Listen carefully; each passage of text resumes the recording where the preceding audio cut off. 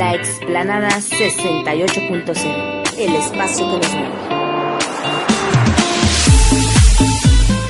Hola, ¿qué tal? Muy buenos días. Le damos la más cordial bienvenida a una emisión más de La Explanada 68.0, el espacio que nos mueve. Hoy es 30 de julio, transmitiendo en vivo desde las instalaciones de la Asociación Nacional de Locutores, aquí en la Zona Rosa. Les recuerdo nuestras redes sociales. En Facebook nos puedes ubicar en La Explanada 68.0, nuestro correo electrónico en laexplanada68.0 @hotmail.com.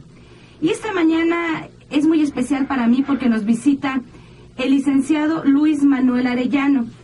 Él es el subdirector de Integración Comunitaria del Centro de Prevención, Atención Integral del VIH de la Ciudad de México. Disculpen, pero se me complicó un poquito. Es el subdirector de Integración Comunitaria del Centro de Prevención y Atención Integral del VIH de la Ciudad de México. Licenciado, buenos días. ¿Qué tal, Connie? Muy buenos días. Él está en la Clínica Condesa y le doy la bienvenida a las instalaciones de la Asociación Nacional de Locutores, agradeciéndole de antemano la disposición y la atención de estar con nosotros esta mañana. Pues al contrario, me parece importante aprovechar todos los intereses que van manifestándose en los medios de comunicación para abordar un tema del que no tendríamos que acostumbrarnos, ¿no? Que es esta pandemia del VIH-Sida que afecta a todos los países de este planeta. ¿Y hace cuánto tiempo llegó aquí? ¿Cuándo supimos por primera vez, licenciado? En México supimos del VIH cuando todavía no había casos notificados, pero ya las personas, cuando nosotros nos enteramos del caso del VIH, las personas que tiempo después serían notificadas con SIDA, en realidad ya con la fase terminal de la infección, pues ya estaban en nuestro país y ellas no sabían. Y nosotros nos enteramos por los medios de comunicación en 1981, una vez que en los Estados Unidos se notificaron los primeros casos de SIDA sin saber que era SIDA todavía. Claro. Hasta finales de ese mismo año o a principios del 82 es cuando el nombre empieza a acomodarse. Y en México tenemos los primeros casos en 1983. 2 años después. 2 años después, pero ya vivían las personas con VIH cuando fueron notificadas. Y no sabíamos. No sabíamos, ellos no sabían tampoco. Claro. Pero ¿por qué? Porque la infección ingresa al cuerpo y dura algunos años en evolucionar, en afectar el sistema inmunológico, de tal manera que cuando se detecta el SIDA, pues ya pasó un tiempo importante. ¿Y ya deterioró algunos órganos? No deteriora órganos, deteriora el sistema inmunológico. Ajá. De tal forma que cualquier infección oportunista aparece Inmediatamente. y ya no hay forma de que el cuerpo la enfrente. Entonces evoluciona esa infección y puede provocar cualquier infección no atendida, pues puede provocar la muerte. ¿Y como cuántos años de reposo está el virus en el cuerpo? No reposa, no reposa, ingresa. Ajá. Y empieza de una manera progresiva a multiplicarse, que eso es lo que hace. En las defensas del cuerpo tenemos, en el concepto de lo que llamamos las defensas del cuerpo, tenemos unas células específicas que las conocemos como linfocitos CD4. En ellas la infección se introduce y ahí se reproduce y vuelve a ir a infectar otras células y va progresivamente destruyéndolas. El cuerpo genera anticuerpos ante esa infección, pero la dinámica con la que se desarrolla el VIH supera al cuerpo, y si no hay medicamentos como los hay hoy, entonces lo más probable es que pues la gente va a fallecer, ¿no? No lo más probable, lo que vamos a esperar es que la gente fallezca después de unos años. ¿Y más o menos cuánto tiempo tarda esto en manifestarse en el Varía. Durante mucho tiempo se hablaba de 8 o 10 años, pero en los últimos tiempos hemos observado que se presentan cuadros clínicos agudos en poco tiempo. Entonces, eso seguramente estaría hablando, no soy médico, estaría hablando de un proceso de modificación de la manera en que la infección ha evolucionado. Ah, ya. Y en estadísticas, ¿cómo estamos, licenciado? O sea, ¿tenemos un parámetro de cuánta gente infectada tenemos en el país? No. Hay números que se han integrado con la notificación de los casos. La norma oficial establece que cuando se identifica un caso, cuando se detecta y diagnostica un caso de VIH, hay que notificarlo. Pero durante los años 80, durante parte de los 90, y yo puedo decir que en la actualidad, no todos los casos, primero se diagnostican, es decir, no sabemos el número completo de personas con infección, y no todos los casos se notifican a la Dirección de Epidemiología. Aún así, se hacen con los números que ya existen, se hacen, y las proyecciones que se establecen, pues se hacen una serie de estimaciones. Yo en lo personal creo que ese número es pequeño ante una realidad que no podemos documentar. En este momento, de acuerdo a datos del Centro Nacional para la Prevención y Control del VIH, estarían recibiendo atención con medicamentos para controlar la infección 107,000 personas en todo el país en este momento. Pero autoridades de Naciones Unidas estiman que más del 40%, y también autoridades mexicanas estiman que más del 40% de personas que en este país viven con la infección no lo saben. Entonces, podemos nosotros, y si nosotros consideramos cuántos han fallecido, bueno, han fallecido más de 120,000 personas, tomando en cuenta alguna proyección de datos oficiales, podría ser más elevado, ¿no? Sí, claro, pero no hay un control exacto. No hay. La característica, y quiero aprovechar la oportunidad para aclararlo, la característica de la epidemia en el país es de tipo concentrado. ¿Qué quiere decir? Que vamos a encontrar que el virus se metió a ciertas redes de convivencia y afecta o amenaza a poblaciones muy específicas, y este patrón de evolución o de reproducción de la infección o de transmisión, para decirlo de manera correcta, de la infección, es parecido a otros países donde tenemos también epidemias concentradas. Prácticamente todo el continente americano, a excepción en el Caribe de Haití y algún otro pequeño país caribeño, nuestra epidemia es concentrada, y esto lo vamos a ver igual que en Europa, en Australia. En algunos países no hay información que permita entenderlo, porque no le dan seguimiento, pero la otra forma de epidemia es la que llamamos generalizada o abierta. De esta es la que tenemos en Haití, y de esta es la que tenemos en muchos países del África, que llamamos África subsahariana. No sabemos qué pasa en los países árabes, por ejemplo, no hay información. China y Rusia son otras dos grandes potencias, dos grandes países que no informan bien, que no se sabe. Entonces, cuando digo esto... No abren tanta la información. Pues no, y por un lado, los países que sí lo hacen no tienen capacidad de documentar el número de casos. Entonces, ahora pensemos en los países que no lo hacen. Sí, claro. Entonces, por eso al principio digo yo, es muy difícil saber, ¿no? Exacto. Pero la infección existe, se puede diagnosticar, esa es una ventaja. En nuestro país se puede diagnosticar y se puede atender. Nadie tendría que morir de SIDA. Una persona diagnosticada con VIH puede tomar tratamiento, que además en este país es gratuito, y puede apegarse al tratamiento y continuar su vida. Sí, prácticamente casi normal, ¿no? Pues lo que pasa es que es normal, ¿no? Porque no podemos dividir a la población entre quien tiene un diagnóstico de VIH y quien no lo tiene. Quien no tiene un diagnóstico de VIH sí tiene uno de diabetes, sí tiene uno de hipertensión y de otras... Tenemos nuestros detallitos. Detallotes, diría, ¿no? Otros tipos de padecimientos crónicos o enfermedades concretas que llegaríamos a preguntarnos, ¿realmente hay alguien sano? ¿No? Sí, claro, sí, claro, siempre tenemos algo ahí.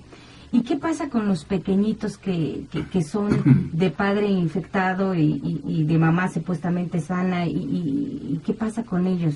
¿Hay un seguimiento? ¿Qué pasa con Bueno, estos si pequeños? hay un bebé, la mamá está infectada. La transmisión es de mamá a bebé. Sí. Bueno, aquí el asunto es que podemos evitar la transmisión vertical. La transmisión de la mamá al bebé se puede evitar, lo cual supone que también controlemos la infección primero en la mamá y luego otra serie de medidas para darle una solución para que la mamá esté indetectable a la actividad del virus, para que el bebé nazca por cesárea, se le da una solución al momento de nacer y la lactancia pues no es natural, se le da un sustituto de leche y está en monitoreo el bebé. En México los bebés que entran las mamás mejor dicho, que entran a un proceso de acompañamiento para dar a luz, teniendo ellas un diagnóstico de VIH, que entran a ese proceso, a ese protocolo y lo cumplen, es decir, lo hacen en los tiempos indicados, los bebés nacen sin la infección. Incluso, incluso hemos tenido casos de bebés que la mamá fue diagnosticada faltando 3 semanas para la infección, para el nacimiento, y logramos con las medidas que existen evitar la transmisión. Entonces, si es posible nacer... Si hay un seguimiento con los pequeñitos. Por supuesto, sí, bueno. por supuesto. Bueno. Y si es posible nacer sin virus de una mamá con VIH. Si es posible, ya lo tenemos documentado, pero lo ideal sería que la mamá no tuviera VIH. Claro. ¿No? Eso sería lo ideal. Claro, pero pues bueno, las circunstancias a veces así suceden, ¿no? ¿Y qué pasa con los derechos humanos de estas personas, licenciado? Bueno, el VIH tiene muchas revelaciones a nivel social y una de ellas, uno de los impactos que genera esta epidemia, pues es que asociada con un estigma muy duro, muy injusto, la epidemia generó violación de derechos humanos a las personas con el diagnóstico. Y estas violaciones empezaron a afectar su derecho a la salud. Hay otro tipo de afectaciones, los de tipo laboral. Por ejemplo, no contrato a una persona con VIH o a mis empleados les mando a hacer la prueba cada tanto tiempo. Otro tipo de afectaciones a los derechos humanos es no te doy un crédito porque tienes VIH y qué tal si te mueres. Como tampoco se le da crédito a personas con enfermedades parecidas, es decir, el cáncer, por ejemplo, corazón, o hipertensión, entonces se da por hecho, la aseguradora da por hecho que la persona va a fallecer, ¿no? Entonces, como es un negocio, pues no le va a dar el seguro para que no lo cobre. Claro. Pero, entre otras, ¿no? Aparte de violación de derechos humanos, que son accesos a bienes, la educación también, había pequeños donde la mamá inocentemente le decía a la maestra, mi niña tiene VIH, ahí se la encargo, pues la mamá le decía a todos, entonces la expulsaban de la escuela, la mamá no, la maestra le decía a todos los alumnos o a la directora y la expulsaban de la escuela por temores, ¿no? Entonces los temores infundados también provocan discriminación. Tenemos de esa manera una estigmatización que se construye a partir del rechazo a la noción de enfermedad o a las poblaciones afectadas por la epidemia. ¿Cuáles son las poblaciones afectadas por la epidemia? Bueno, pues son la población de hombres que tienen sexo con hombres y con ella algunas otras han aparecido, pero básicamente la población de hombres que tienen sexo con hombres que pueden transmitirlo a una mujer o a otro hombre. Sí, claro. Y si están en contextos específicos, su posibilidad de riesgo es mayor. Uno de ellos puede ser el trabajo sexual no protegido. Sí, claro.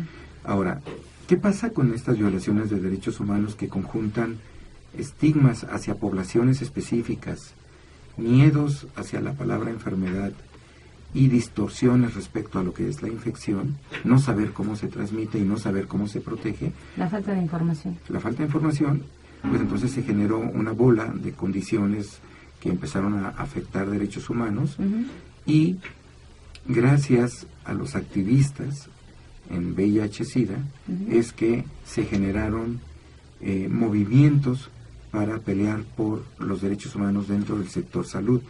A los activistas con VIH, a las personas con VIH, debemos que hoy el respeto a los derechos humanos sea una demanda permanente y sea una política pública en los centros de salud, ya no solo para VIH, para cualquier otro asunto de alguna enfermedad o alguna infección oportunista. Entonces, por eso decía al principio, la infección vino a generar cambios y uno de estos es justamente la defensa de los derechos humanos ya de todas las personas. No, sí, y que yo creo que ya bastante situación moral es tener este tipo de enfermedades como cualquier otra, como usted bien lo mencionaba, para que todavía tengan que cargar con otra situación, ¿no? Sí, lo que revela, lo dice Mark Platz, un filósofo alemán radicado en México muchos años que trabajó el tema del SIDA en los 80 y luego en los 90, desde la perspectiva ética. Él decía que una enfermedad revela cuál es el nivel cultural de una sociedad por la forma en que esta sociedad reacciona. Y si nosotros medimos a la sociedad mexicana por la manera en que se ha plantado frente al VIH y SIDA, pues es muy pobre culturalmente nuestra sociedad, ¿no? Sí, claro. Y aquí en la Ciudad de México pues contamos con centros como en el que usted está, que ahorita me voy a permitir dar la dirección un poquito más adelante. No sé si usted quiera comentar algo más para cerrar, licenciado. Me parece importante que cuando digo que la epidemia se concentra en poblaciones específicas y que si no me ubico dentro de esa población, entonces yo diga, bueno, no tengo que preocuparme. En realidad, el problema para mí no es que haya un VIH, el problema es que hay muchas otras infecciones de transmisión sexual donde ahí sí, toda la población está expuesta. Y hay infecciones como la sífilis, la hepatitis B, el virus de papiloma humano, que también son mortales. Claro. Y de estas son producto de que no usamos condón. Y de eso no queremos hablar. VIH, otra de las contribuciones que nos obligó fue a reconocer que no sabíamos hablar de sexualidad, que le teníamos tabús y que no sabíamos que éramos tan diversos en la intimidad, ¿no? Sí, claro. Entonces a mí me parece que el VIH exige no solo decir estoy o no en riesgo de la infección, sino hay otros contextos que afectan mi salud sexual y mi salud reproductiva y no los estoy viendo porque el VIH está eclipsando todo este conjunto de realidades. Yo creo que eso es lo que tendríamos que decirle a la audiencia que nos escuche. Sí, claro, y nos abrió la puerta para hablar de sexo con nuestros hijos, porque no sabemos cuál era el momento y cómo será, y cómo empezaré, cómo le abordaré el tema, ¿no? Yo creo que los medios de comunicación, los centros como en el que usted colabora, y digo, nos han ayudado mucho bueno, yo que soy madre de familia, nos han ayudado a el caminito para poder platicarles sobre esto, ¿no? Que esto y en general sí, sobre claro. pues yo digo que retomo las palabras de Octavio Paz, que decía que el sexo es el pedacito de paraíso de nuestro cuerpo. Entonces, wow, muy bueno. Defendamos ese regalo de la naturaleza, ¿no? Para que lo gocemos, tiene fines de placer, Claro. de comunicación, de encuentro, y para que a partir de un control y un conocimiento y cuidado de nuestro cuerpo, veamos si queremos tener hijos y veamos cómo podemos protegerlo. Eso es lo que hay que enseñarle a los hijos. Gran parte de las deudas que tiene la sociedad mexicana con su población es justamente haberles arrebatado el derecho a tener una sexualidad plena, segura y gozosa. Y informada. Sobre todo. Muy, muy, muy, muy cierto. Y bueno, la dirección de la clínica es General Benjamín Gil 24, Colonia Hipódromo Condesa, en la delegación Cuauhtémoc, y el teléfono es el 55 55 15 83 11. Ahí les pueden atender. ¿En qué horario, licenciado? Pues prácticamente estamos todo el día.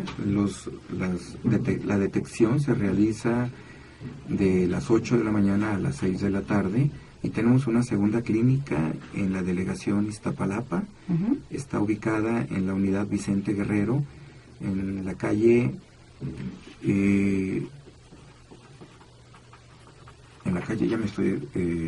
Combate de Celaya, sin número, dentro, insisto, de la unidad Vicente Guerrero. y muy cerca del Metro Constitución de 1917, y ahí los horarios son hasta las 3 de la tarde. Pero también tenemos centro de detección allí, y tenemos unas instalaciones nuevas, muy grandes, con las que buscamos atender a las personas que estamos intentando detectar para que puedan controlar la infección en sus cuerpos, y de esa manera también contribuir a detener la cadena de transmisión que con frecuencia una persona que desconoce su diagnóstico pues puede transmitirla a una tercera persona, ¿no? Sí, claro, y sin saberlo. Sin saberlo. Claro que sí.